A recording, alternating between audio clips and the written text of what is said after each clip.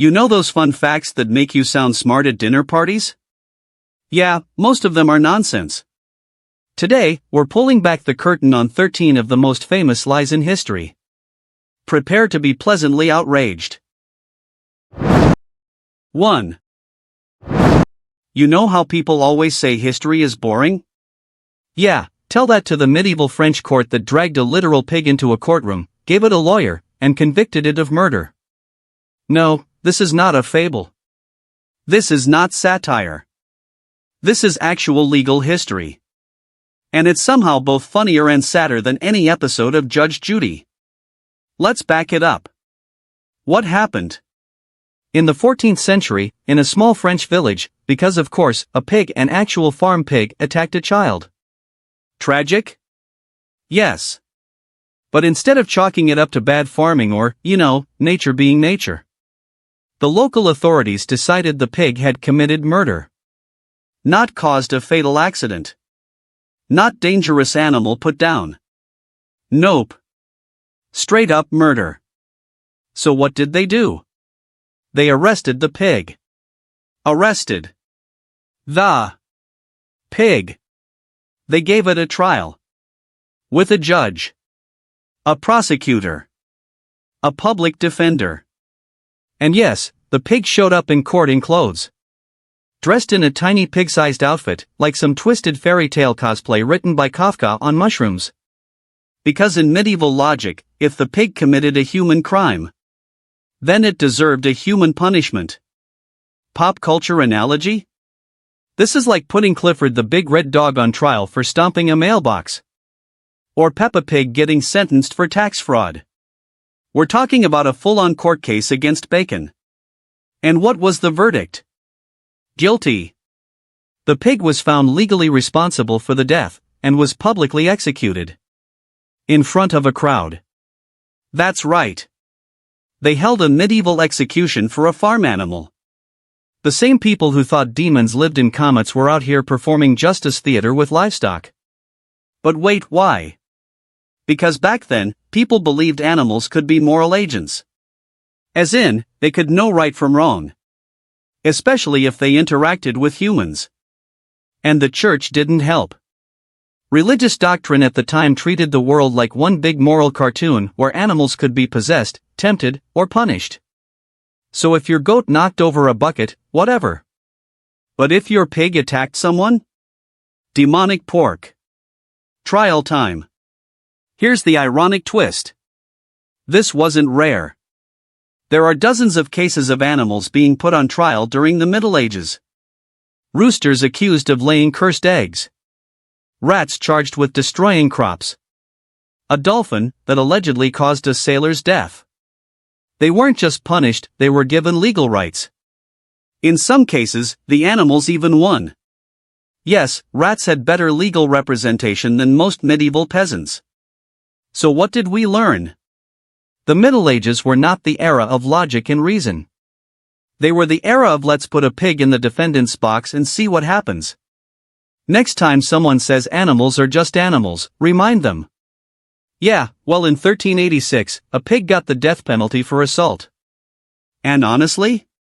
It still had a better trial than some modern humans. Confession booth moment. I hereby admit that if someone remade Law and Order, Swine Unit, I would binge every episode. No notes. 2. You know how PDA can get a little awkward? Well, Napoleon III, not the short angry guy, but his nephew, took it to another level. In 1910, France passed a law that made kissing on trains illegal. Yep. Actual law. Real punishment. No smooching between stations, said the government.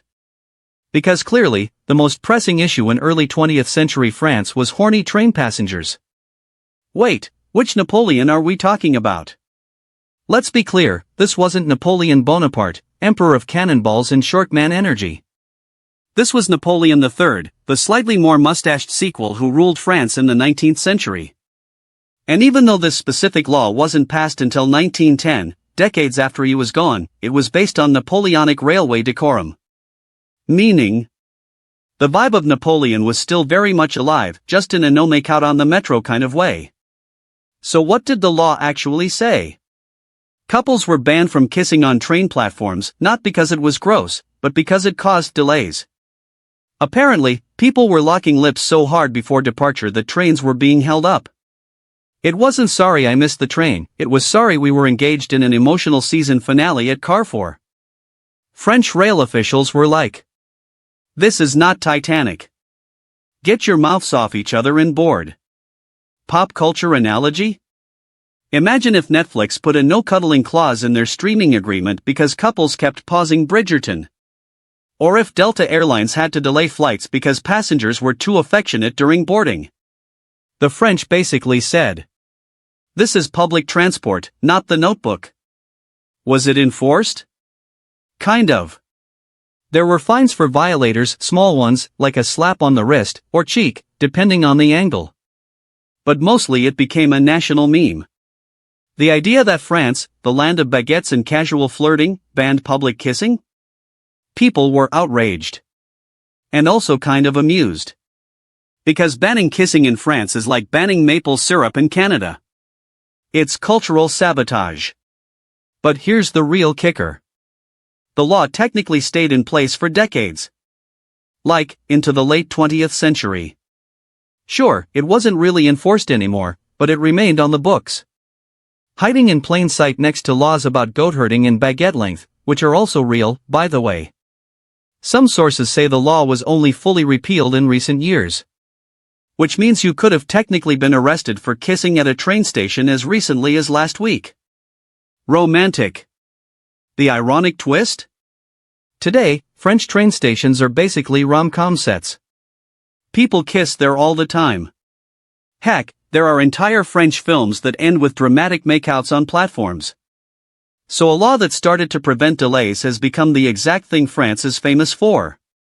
Dramatic, unapologetic romance. Napoleon would be furious.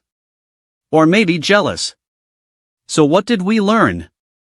Even the most romantic countries have bureaucrats who hate joy. Napoleon III tried to keep trains running on time and accidentally criminalized love. Next time you kiss someone goodbye at the station, just say, "We're breaking centuries of railway law." Trace chic. 3. You know that nightmare where someone calls you ugly and the cops show up? Well, in Victorian-era England and America, that was basically real life. Because yes, during the 19th century, it was actually illegal in some cities to appear in public if you were deemed unsightly. Not nude, not offensive, not drunk and disorderly. Ugly.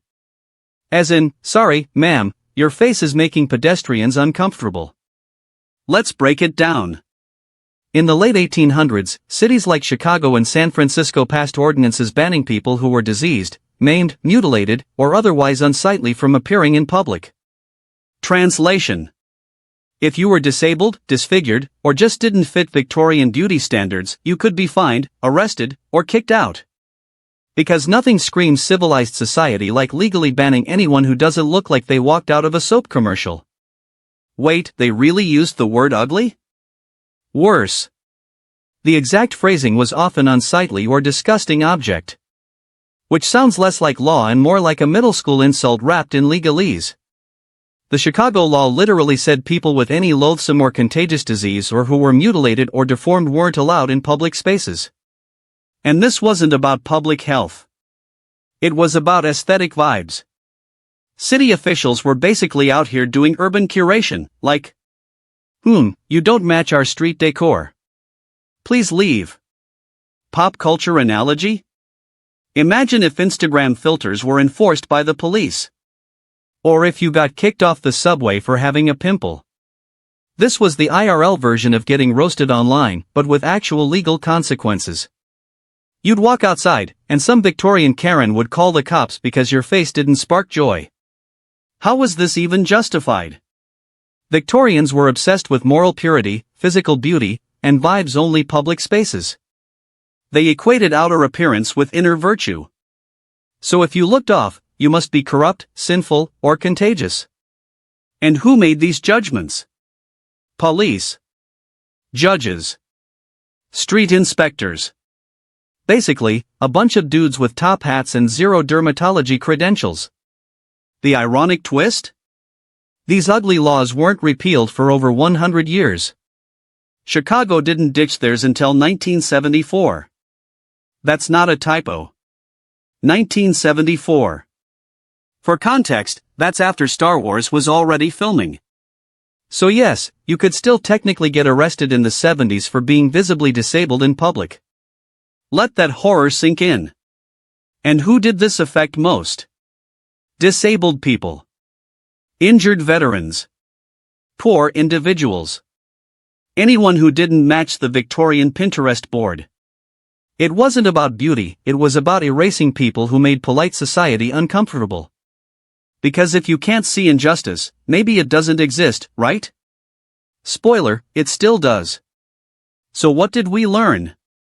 Beauty standards weren't just toxic, they were weaponized into law. Victorian society literally criminalized not being cute enough. And now, centuries later, we still deal with the echoes of that logic, just with algorithms instead of bylaws. Next time someone says, "The past was more polite," just reply, "Cool." Unless you had a birthmark, a limp, or acne, then you got fined. 4. You know how in modern times, if you mess up at work, you get a bad performance review? Well, in ancient Athens, if you lost a naval battle, they voted to kill you. Yeah. No warning. No HR. Just death by democracy. Forget at-will employment, this was at-will execution. And it happened to one of Athens' top generals, Admiral Periander, whose biggest mistake was not winning hard enough. So what went down? In 406 BCE, during the Peloponnesian War, the Athenian navy scored a major victory at the Battle of Arginusi. Great news, right? But, stormy weather meant the admirals couldn't rescue some of their own drowning sailors after the battle. Cue public outrage. Athenians were furious that men were left behind. Even though there was a literal hurricane. Even though the enemy fleet was toast. Even though it was a logistical impossibility. They didn't care. They wanted heads. And by heads, I mean executions. The Athenian assembly, think ancient Reddit with voting power, held an emergency session and decided to put all 8 generals on trial. The charges? Neglect of duty. AKA, you didn't do the impossible in a hurricane. How dare you? Pop culture analogy? Imagine if a Super Bowl winning coach got fired and arrested because he forgot to high-five a backup linebacker. Or if Elon Musk launched a satellite, it worked, but someone forgot to tweet it, so he gets sent to prison. That's how wildly disproportionate this reaction was. What happened to the generals? 6 of them showed up in court. They gave passionate speeches about weather conditions, rescue attempts, and the chaos of war. And the assembly? Voted to execute them. All 6. Executed for winning a battle. Because they didn't save people in 10-foot waves while fighting a war. And you thought modern cancel culture was harsh. The ironic twist? The very next day. Athens regretted it. Hard. The public immediately panicked like, wait, we killed our best generals during wartime. That was maybe bad? Some tried to prosecute the politicians who pushed the vote. But the damage was done. Athens had just kneecapped its own military leadership mid-war. And spoiler alert, they lost the war not long after. Because you can't win battles when all your smartest tacticians are dead by vote. What does this say about Athenian democracy? It was radical. It was fast. It was messy AF. Direct democracy meant the mob could rule, and sometimes the mob wanted blood over logic. They pioneered voting, and also rage-quitting entire leadership teams. So what did we learn? Ancient Athens invented both democracy and overreaction. Winning wasn't enough. You had to win perfectly, or face a courtroom full of angry citizens with literal kill switches. Next time your boss says, "We value accountability," Just be glad they don't mean Athenian accountability. 5. You think your last breakup was dramatic? Well, Pope Calixtus III literally looked up at the sky in 1456, saw a comet, and said, "Nope. Not today, Satan." Then excommunicated it. Like, legally. Formally. In writing. He didn't just hate the comet. He issued a papal bull, that's church speak for divine memo, telling this big dumb ball of ice and fire to get lost or go to hell. Let's break this flaming space beef down. In 1456, Europe was panicking. The Ottoman Empire had just taken Constantinople. Christians were shook. Panic mode activated. Then, as if on cue, boom. Halley's Comet shows up in the night sky, glowing like a cosmic middle finger. No one knew what it actually was, of course. Astronomy back then was 10% science and 90% witches did it. So people looked up and went, "It's a sign. God's mad. The apocalypse is coming. Quick, call the Pope."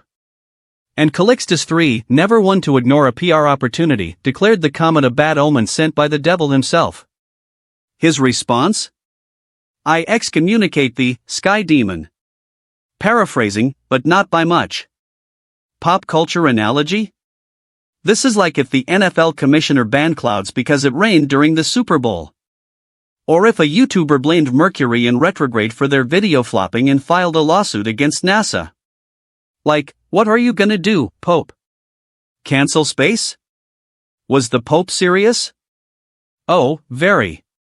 He ordered special prayers, church bells, and even fasting to protect Europe from the comet's evil rays. Because clearly, God listens best when you're hungry and yelling at the sky. He basically turned this chunk of cosmic debris into a medieval villain, a flaming Horcrux flying through the heavens. The ironic twist? That very same comet, Halley's, returned in 1910. By then, science had figured out it was just a harmless icy boomerang, cruising through space on schedule. But in 1456? People were ready to throw hands at astronomy. And while historians still debate if the official excommunication was ever sealed and sent, multiple credible sources confirm Pope Calixtus III did, in fact, try to spiritually roast a space rock. Why does this matter? Because it shows how powerful institutions, even the church, sometimes made decisions based entirely on vibes and fear. Not science. Not evidence. Just, that thing in the sky is ugly and I'm mad at it. It's the celestial version of blaming the Wi-Fi for your emotional damage. So what did we learn? In the 15th century, the Pope could try to ban a comet and people would say, "Sounds legit. Let's ring the church bells." Next time Mercury's in retrograde and your day's falling apart, just remember. At least I didn't issue a legal decree against astronomy. 6. You think your HOA is strict? Imagine living in 1698 Russia, where having a beard could get you fined, shaved in public, and branded like livestock. Yes, Tsar Peter the Great actually declared war on facial hair. Not metaphorically. He literally sent cops with razors into the streets to enforce a beard tax. Because clearly, the biggest threat to Russian progress was too much chin fuzz. What triggered this follicle freakout? Peter the Great had just visited Western Europe, where men were clean-shaven and industrializing their brains out. He came home like a dude who just discovered Silicon Valley and said, "We're done being medieval. No more beards. Time to be modern. Like England." Which, to be fair, had its own problems, but beards weren't one of them. So to modernize Russia, Peter went straight for the face. What was the law? If you wanted to keep your beard, you had to pay a tax. And then carry a metal beard token to prove you were a licensed hairy citizen. No token? Street police could shave you on the spot. Like, barbers with badges.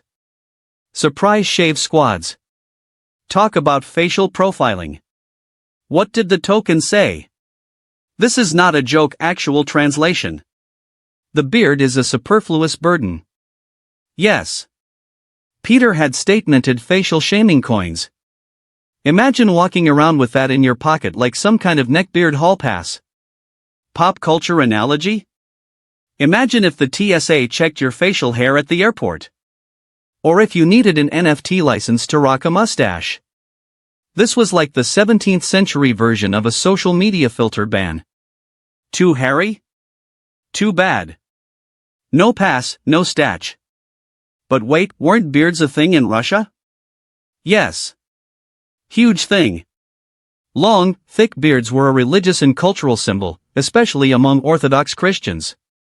Shaving was seen as sacrilegious, like cutting off part of your soul. So this law wasn't just annoying, it was seen as an attack on Russian identity. And Peter? He didn't care. Modernization tradition. He was the original rebrand or die CEO. The ironic twist? People actually paid the tax just to keep their beards.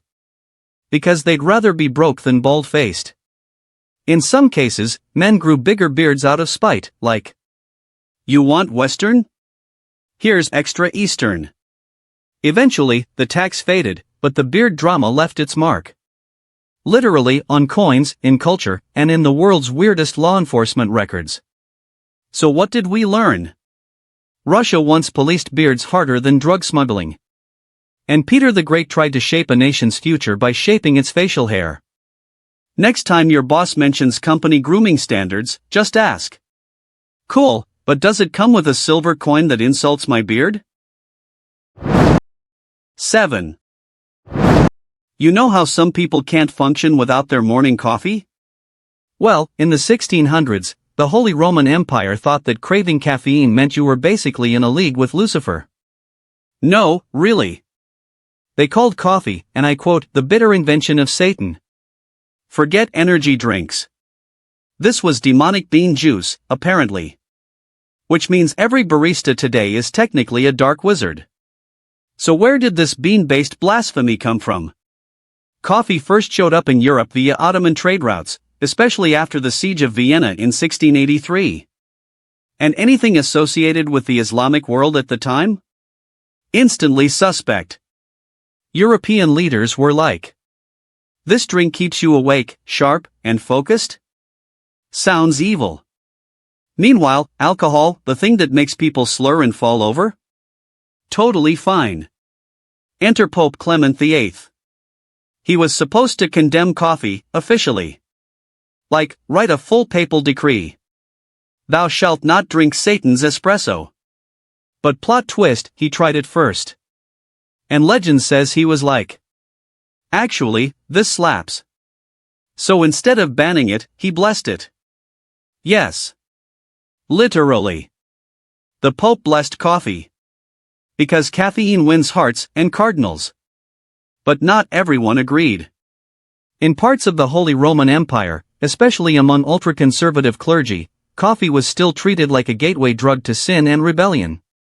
Some towns even banned coffeehouses, fearing they'd become hotbeds for political dissent and ungodly opinions. Spoiler, they were. But also? That was the point. Coffeehouses were like 16th century Twitter, but with less yelling and better drinks. Pop culture analogy? This is like if Monster Energy were declared witchcraft, and Red Bull was accused of summoning demons. Or if Starbucks was seen as a literal den of heresy. Which, depending on how long the line is, might still be true. The irony?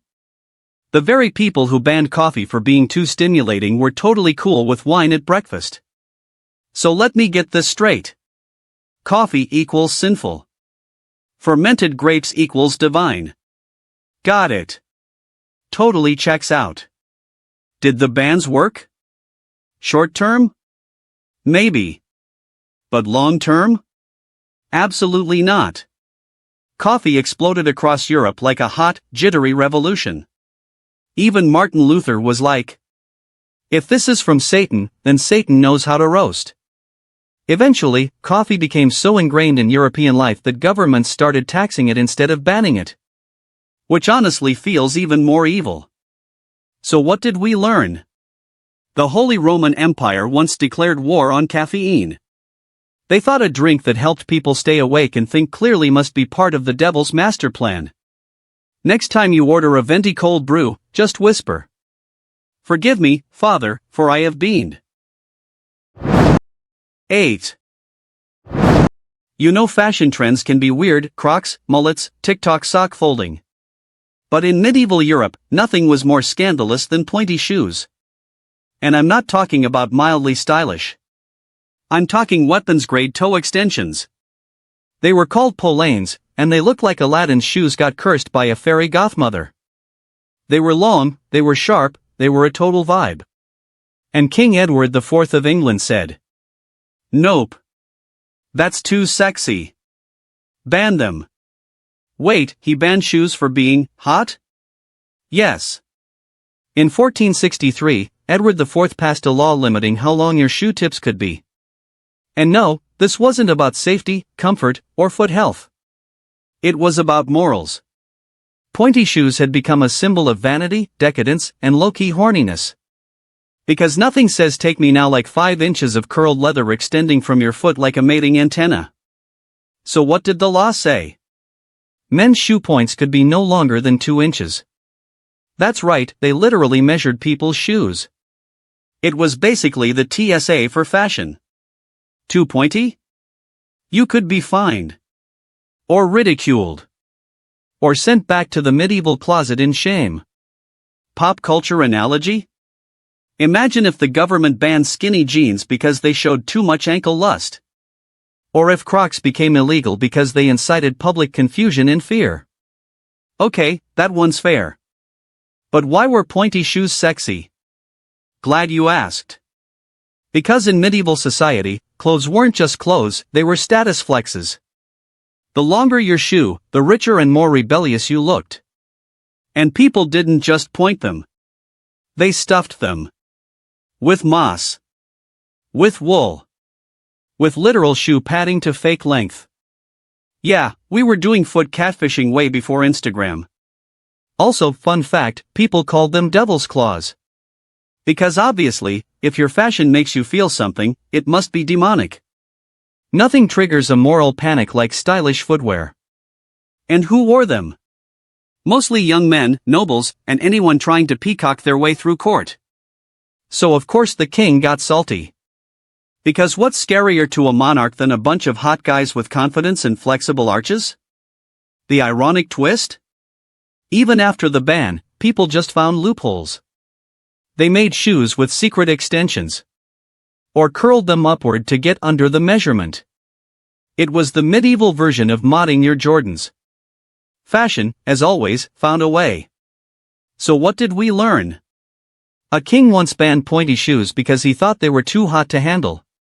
It was part fashion policing, part insecurity, and 100% absurd. Next time someone tells you your outfit is a little much, just say, "At least I'm not getting arrested for my shoes, Edward." 9.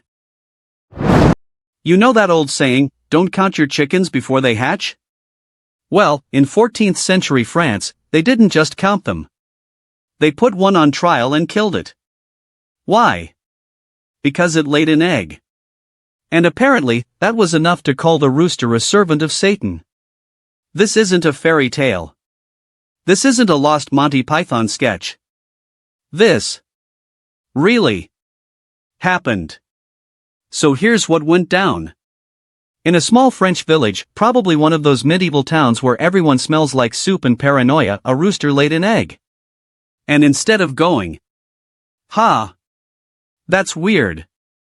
Maybe biology is more complicated than we thought," they went, "Witchcraft. Demon bird. Kill it. Wait, can roosters even lay eggs? No. They can't. So either. It wasn't actually a rooster. It was intersex. Or biology was just doing its thing and the villagers absolutely panicked. But back then, science equals heresy, so the idea that a male bird laid an egg? Clearly the devil was involved. So what did they do? They held a full-blown public trial. For the rooster. It had a judge, a jury, and legal representation. Because medieval Europe just loved putting animals on trial. Pigs, rats, dolphins, remember? The charge? Producing a cock's egg. Which was believed to be used in black magic to hatch a basilisk. AKA a deadly snake-chicken lizard hybrid that kills you with eye contact. Basically, they thought this egg was about to spawn a boss battle. Pop culture analogy? Imagine your dog sneezes weird and the neighborhood holds a trial because it might be a werewolf. Or if someone took your gender-fluid pet hamster to court for confusing the children. That's the logic here. So what was the verdict? Guilty. Shocker. The rooster was burned at the stake. Because apparently fried wasn't dramatic enough. They treated this poor bird like it was plotting avian Voldemort. The irony? The townsfolk thought they were preventing evil. But really, they were just terrified of something they didn't understand. An intersex bird? Must be the devil. An unusual egg? Clearly dark magic. Instead of studying it, they set it on fire. Medieval science in a nutshell. We don't get it, so let's kill it and pray harder. Modern takeaway? We've come a long way, kind of. We don't execute roosters anymore, but we still fear what we don't understand. Especially when it messes with our definitions of normal. So what did we learn? In 1300s France, a rooster laid an egg. And they responded with a public execution to stop the apocalypse. Next time you crack open an omelet, just whisper. Thanks for not being a basilisk egg, buddy. 10.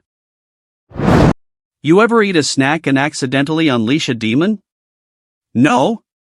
Well, in ancient India, Mesopotamia, and parts of medieval Europe, people genuinely believed that eating during a solar eclipse would curse your food, your body, and possibly summon unholy beings into your digestive tract.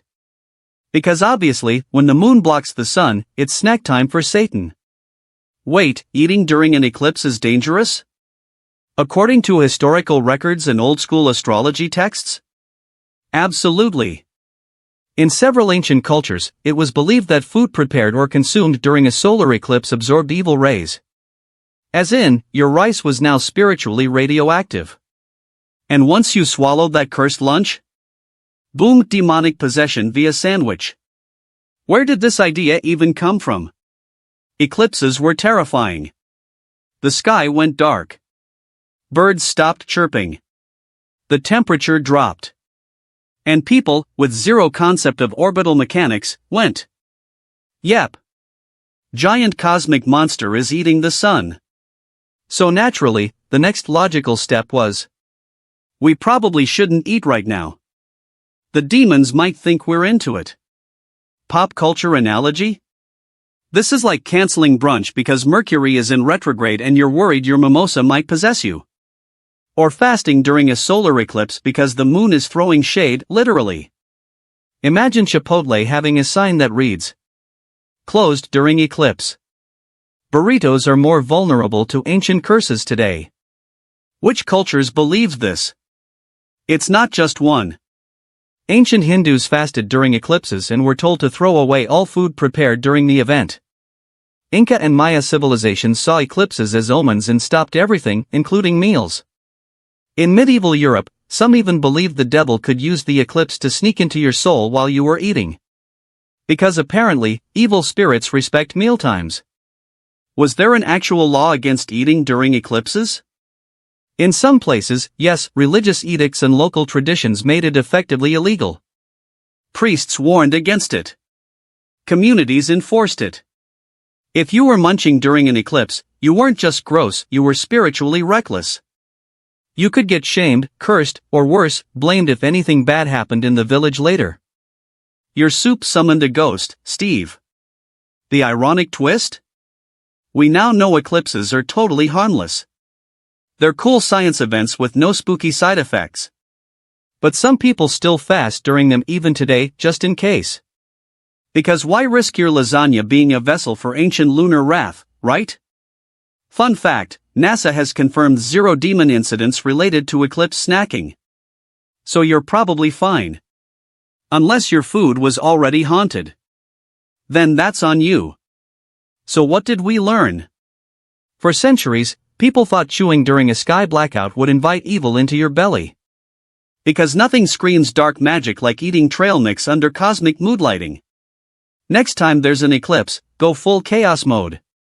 Eat a deviled egg. Outside. At peak eclipse. Just to feel something. 11. You know that cozy, joyful holiday where everyone drinks eggnog and pretends to like each other? Yeah, well, in colonial New England, Christmas was illegal. Like, legit outlawed. And not in a don't light fireworks indoors kind of way, more like sing a carol? That's 5 shillings and eternal damnation. This wasn't just a vibe kill. This was a crime. Wait, what? America banned Christmas? Yup. In the 1600s, the Puritans, aka the original no fun, just guilt club, thought Christmas was too Catholic, too pagan, and way too rowdy. To them, celebrating Christmas was basically cosplaying Satan's birthday. So in Massachusetts, they passed a law in 1659 banning the holiday entirely.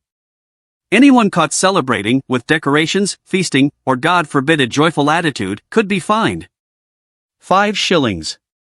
Which was like the Spotify premium of the 1600s.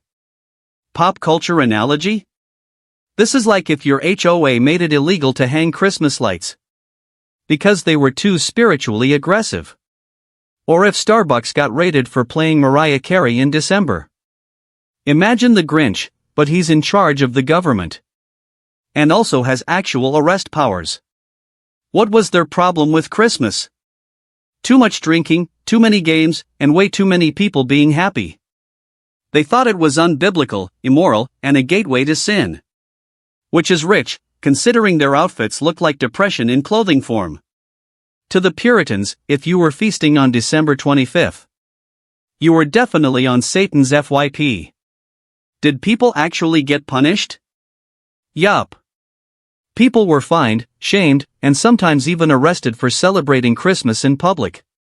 Shops were ordered to stay open. No church bells. No nativity scenes. No holly. No jolly. It was Silent Night, Government Edition. The ironic twist? By the late 1600s, people started celebrating anyway in secret. Like underground Christmas clubs. Imagine sneaking around with a mug of cider like it's contraband. Eventually, the law was repealed in 1681, but the vibe stuck around.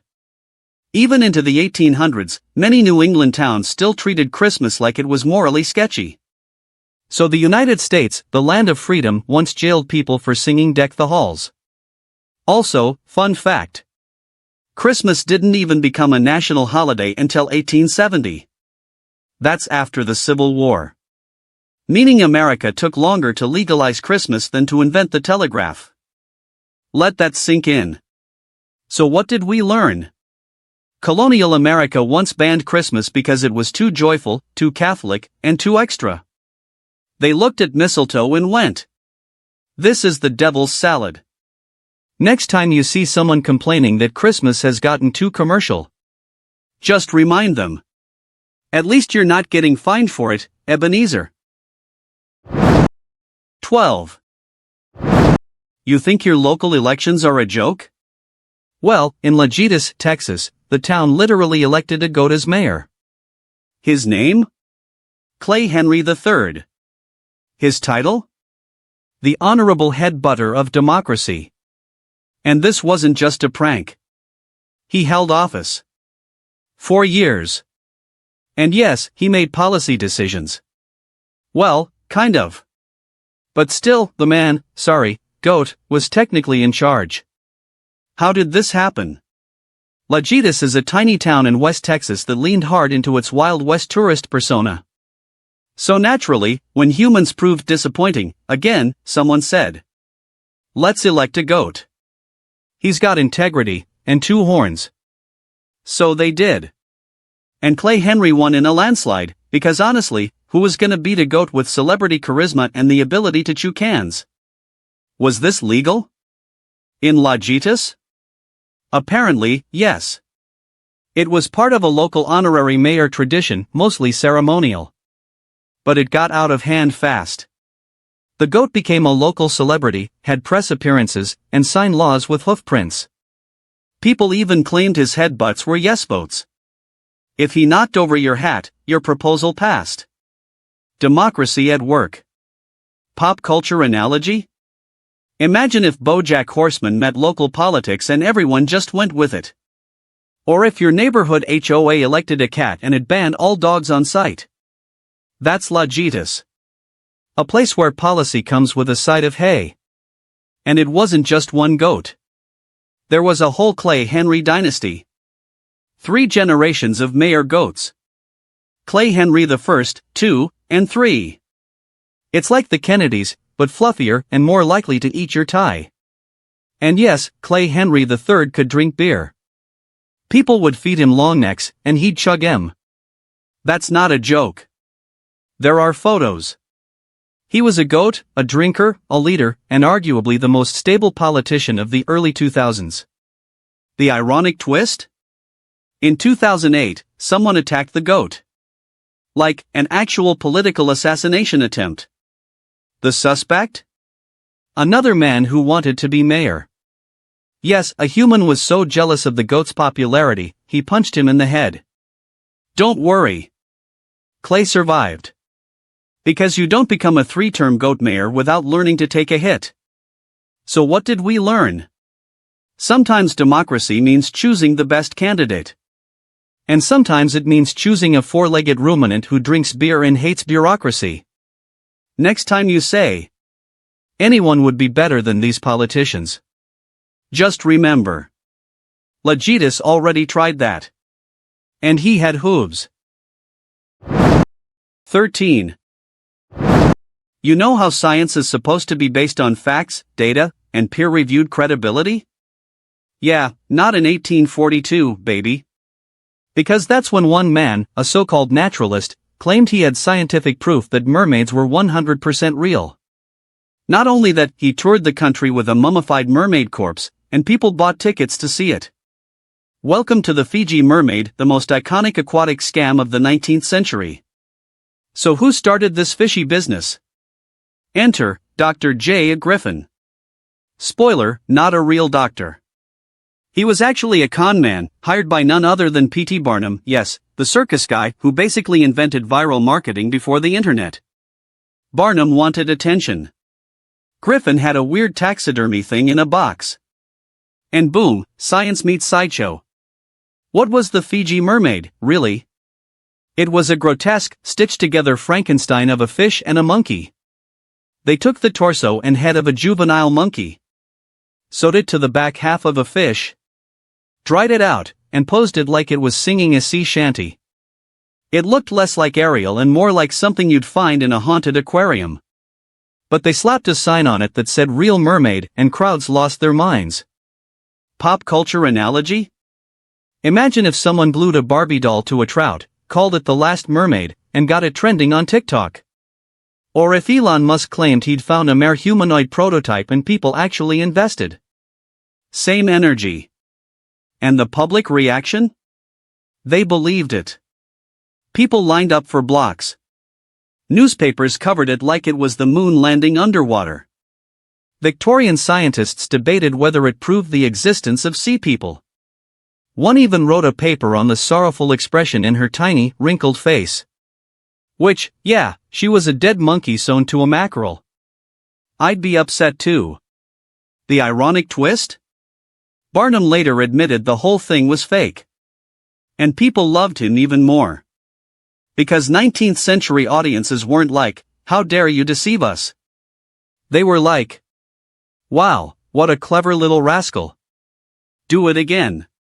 He basically created the clickbait mermaid scandal of the 1800s. And walked away richer for it. And what happened to the mermaid? The original Fiji mermaid was lost in a museum fire, which feels suspiciously convenient. But don't worry, you can still see replicas in sideshows and Ripley's museums today.